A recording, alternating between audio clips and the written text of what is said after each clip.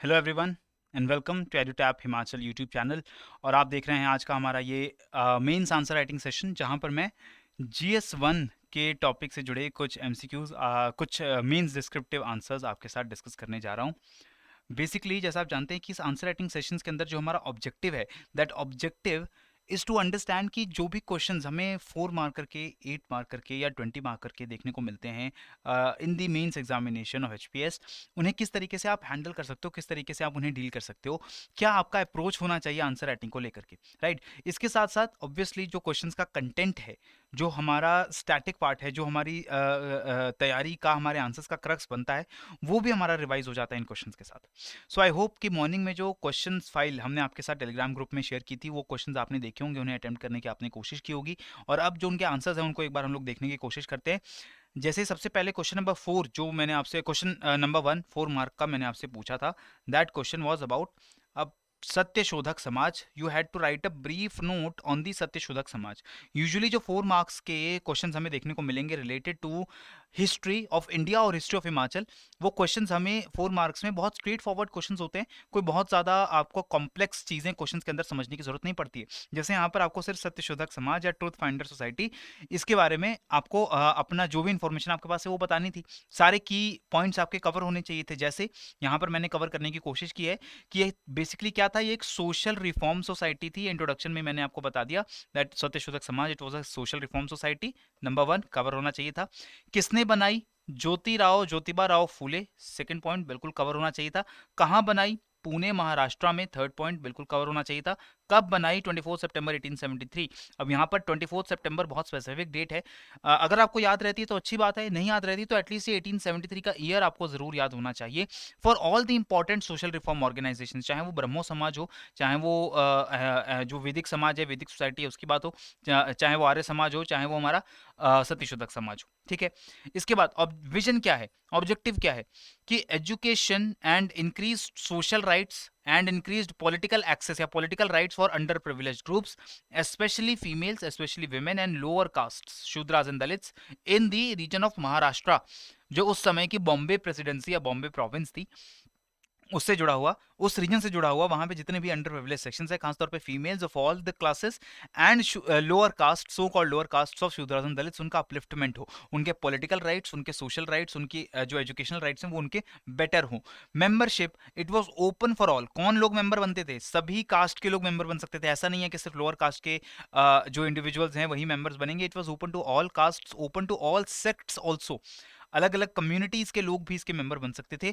जो भी इक्वालिटी के आइडियोलॉजी में बिलीव करता था और उसके हिसाब से एक्ट करता था, अपने कॉन्डक्ट को, अपने चाल चलन को, अपने लाइफस्टाइल को इक्वालिटी और जो इक्वालिटी ऑफ राइट्स है उसमें बिलीव करते हुए चलता था, वो मेंबर बन सकता था सत्यशोधक समाज का। इसके साथ उनकी जो वाइफ थी Savitri by Phule, she was the head of women section of society, और उनको बहुत फॉन्डली माना जाता है कि जो female education, window remarriage and जो फीमेल्स हैं specially for the lower caste, उनकी अपलिफ्टमेंट, उनके बेटरमेंट के लिए बहुत ज्यादा काम किया है सावित्रीबाई फुले जी ने।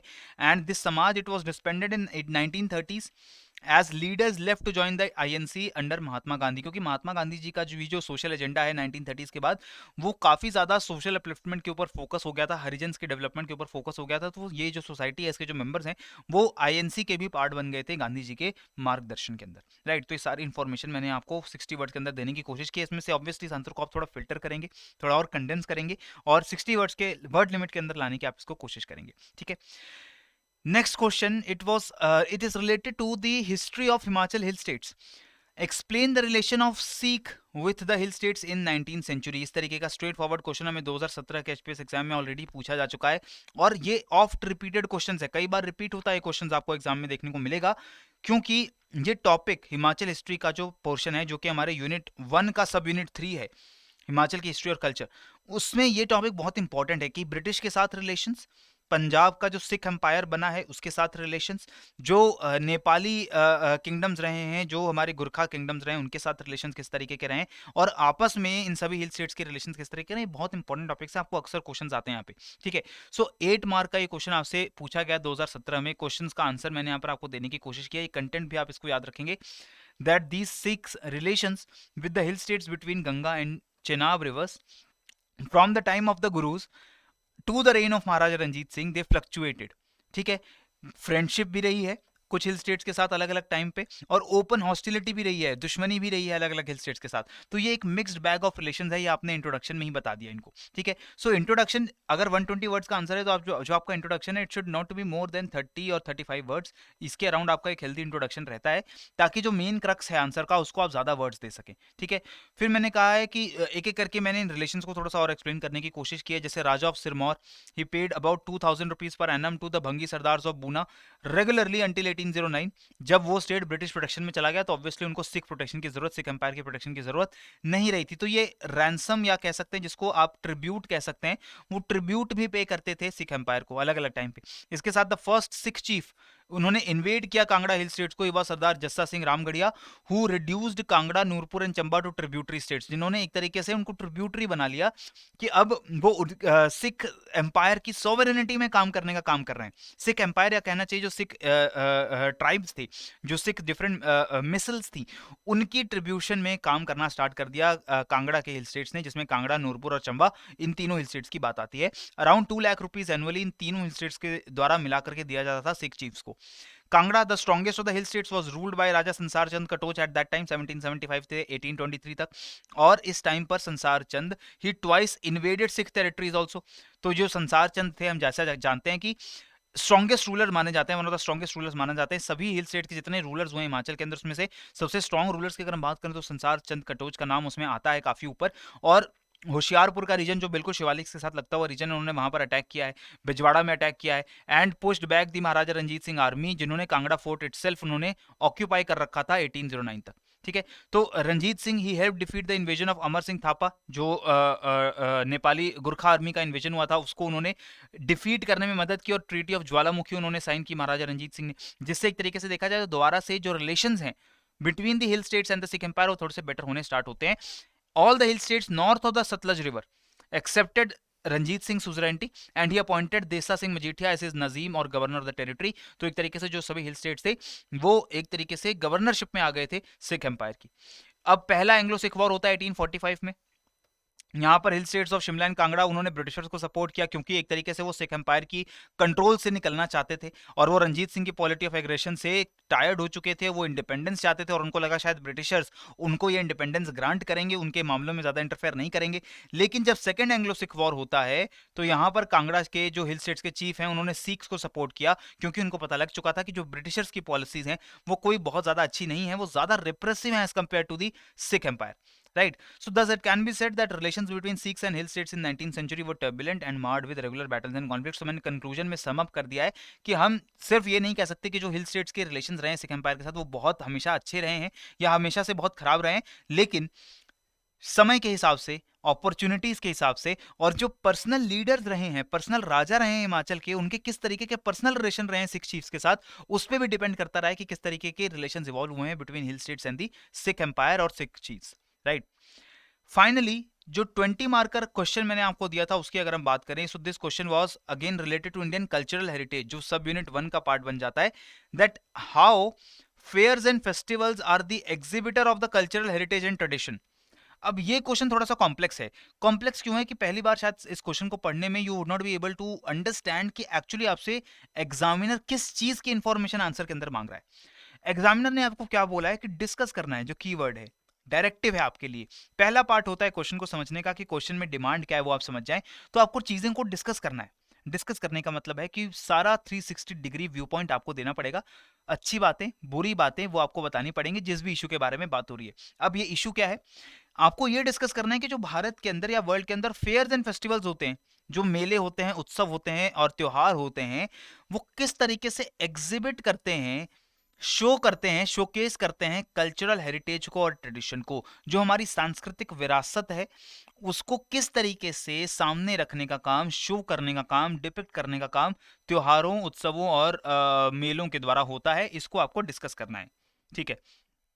मैंने इंट्रोडक्शन कैसे स्टार्ट किया यहाँ, मैंने सबसे पहले जो एक नॉर्मल इंट्रोडक्शन हो सकता है कि fairs and festivals they are important part of social activity. अगर हम टेक्निकली देखें तो फेयर्स एंड फेस्टिवल ये सोशल एक्टिविटी होते हैं, ये किसी एक परिवार की एक्टिविटी नहीं होते, ये किसी एक इंडिविजुअल की एक्टिविटी नहीं होते हैं, ठीक है। तो जैसे अगर किसी का जन्मदिन है, मेरा अगर बर्थडे है, तो मैं उसे एक फेस्टिवल नहीं बोलूंगा, क्योंकि उसमें बहुत लिमिटेड लोग जो हैं आकर के शिरकत करेंगे, वो बहुत बड़ी सोशल एक्टिविटी नहीं है। लेकिन फेयर्स और फेस्टिवल्स के अंदर ये एक इम्पॉर्टेंट सोशल एक्टिविटी होती है जिसमें एक कम्युनिटी की एक सोसाइटी के बहुत सारे लोग आकर के पार्टिसिपेट करते हैं और पूरी दुनिया में अलग अलग देशों में अलग अलग रीजन्स में इसको अलग तरीके से मनाया जाता है।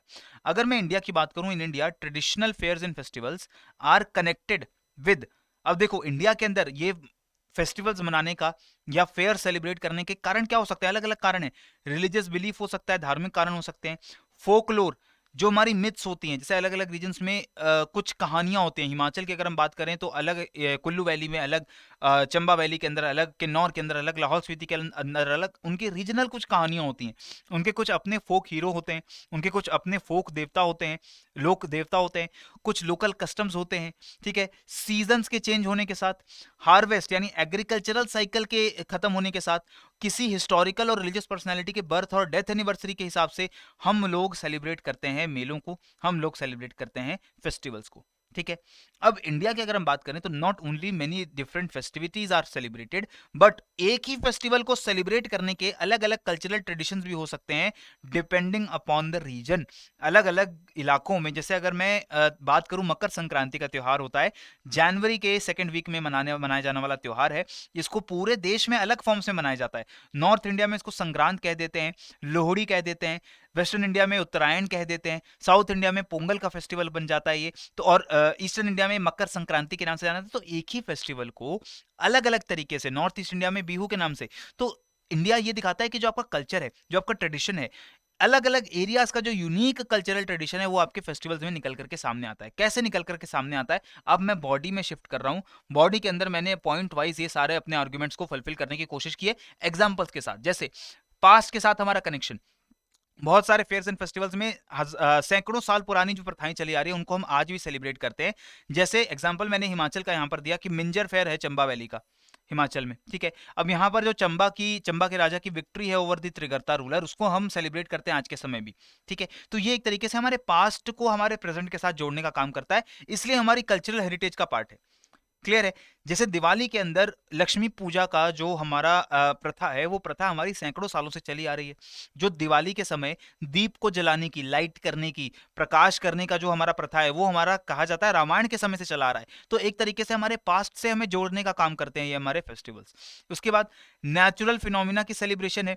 भारत के अंदर एंशियंट टाइम से हमारी जो रिलीजन रहे हैं वो नेचर के साथ बहुत अलाइन रहे हैं, जो हमारे कल्चरल ट्रेडिशन का पार्ट है। तो अगेन वो मैंने यहाँ पर स्पेसिफाई किया है that many festivals which are specific to the Hindu religion, वो नेचर को सेलिब्रेट करते हैं। सीजन्स के चेंज होने के साथ, हार्वेस्ट साइकिल के चेंज होने के साथ हम सीजन्स को, फेस्टिवल्स को सेलिब्रेट करते हैं। जैसे कि हमारा खरीफ और राबी क्रॉपिंग का सीजन जब खत्म होता है, हार्वेस्ट की बात आती है, तब हम सीजन को, फेस्टिवल्स को सेलिब्रेट करते हैं। होली और बैसाखी का जो हमारा फेस्टिवल है, प्राइमरली वो हार्वेस्ट को सेलिब्रेट करने के लिए मनाया जाता है। ठीक है, पोंगल का जो फेस्टिवल है हार्वेस्ट को सेलिब्रेट करने के लिए मनाया जाता है। जो हमारे रोगली और भोगली बिहू के फेस्टिवल हैं असम के अंदर, वो हमारे हार्वेस्ट सेलिब्रेशन के फेस्टिवल्स हैं। ठीक है, नेक्स्ट, रीजनल एलिमेंट्स एक ही फेस्टिवल के हमें देखने को मिलेंगे। जैसे सम फेस्टिवल्स, एक फेस्टिवल को ही हम पूरे भारत में अलग अलग तरीकों से मनाते हैं। मकर संक्रांति ईस्टर्न इंडिया के अंदर, तमिलनाडु आंध्र प्रदेश में वो पोंगल का नाम ले लेगा। ठीक है, कर्नाटका और नॉर्थ इंडिया के अंदर वो मकर संक्रांति के नाम से जाना जाएगा। पंजाब की बात करें तो वो लोहड़ी के नाम से या संक्रांत के नाम से जानेंगे। काइट फ्लाइंग जैसे ट्रेडिशन जो है वो आपको संक्रांति सेलिब्रेशन में देखने को मिलेंगे गुजरात राजस्थान में। उत्तर प्रदेश में बिहार जाएंगे तो वहाँ खिचड़ी कहा जाता है, वहाँ पर खिचड़ी जो राइस और पल्सेस की डिश होती है वो वहाँ पर बनाई जाती है। साउथ इंडिया के अंदर पोंगल डिश बनाई जाती है जो मिल्क और राइस और गुड़ की बनी हुई डिश होती है। So that is why single festival, a single time is being celebrated in different ways in different parts of the country. So that also showcases how the cultural traditions वो हमारे झलक कर बाहर आते हैं हमारे फेस्टिवल्स में, हमारे फेयर्स में। इसके बाद ट्रेडिशनल इकोनॉमिक एक्टिविटीज को इंपेटस देते हैं हमारे फेस्टिवल्स। जैसे कि अगर मैं सोनपुर फेयर की बात करूं, जो बिहार का सोनपुर मेला लगता है गंगा के किनारे, वहां पर माना जाता है कि अशोका के टाइम से वो कैटल फेयर लगता है।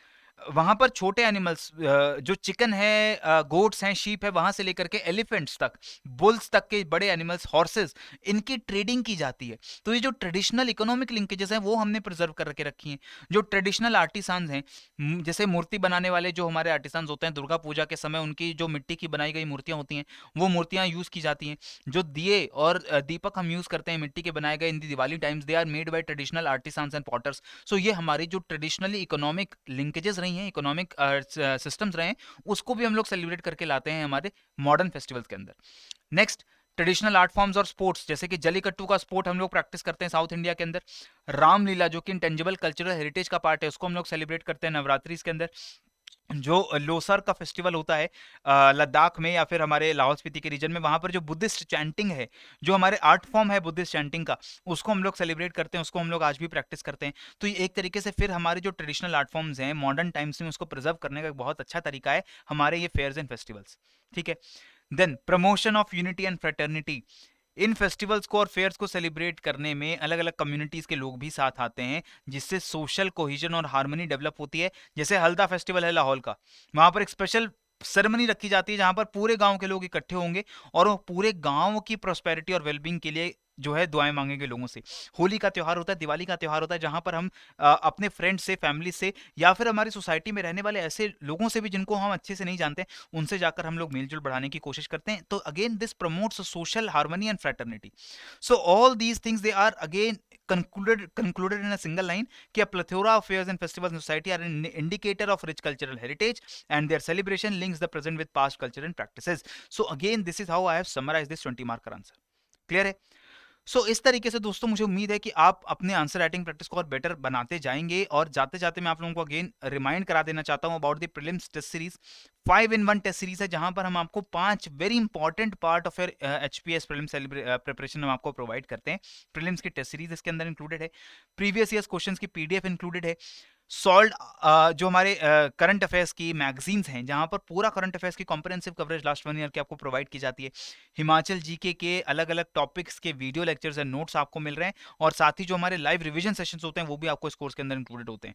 इन addition to this, if you want the complete power pack जो आपकी प्रीलिम्स की प्रेपरेशन को बिल्कुल 100% नाइट्रो टर्बो मोड में लाता है, पूरा जीएस का module, complete test series, complete CSAT module with English, reasoning and mathematics, then your Himachal GK module and current affairs module, all of this is included in the power pack also. So if you want to get more information about these two courses, you can check out the description box below, जहां पर आपको links मिल जाते हैं, वहां पर जाकर आप demo sessions भी देख सकते हैं कि इन कोर्सेज के अंदर किस तरीके का कंटेंट हम आपको प्रोवाइड करते हैं, और अगर आपको वो सेटिस्फैक्टरी लगता है तो you can always go for that, right. So इसी के साथ मुझे यहाँ पर दीजिए इजाजत। पढ़ते रहिए, बढ़ते रहिए। जय हिंद एंड जय भारत।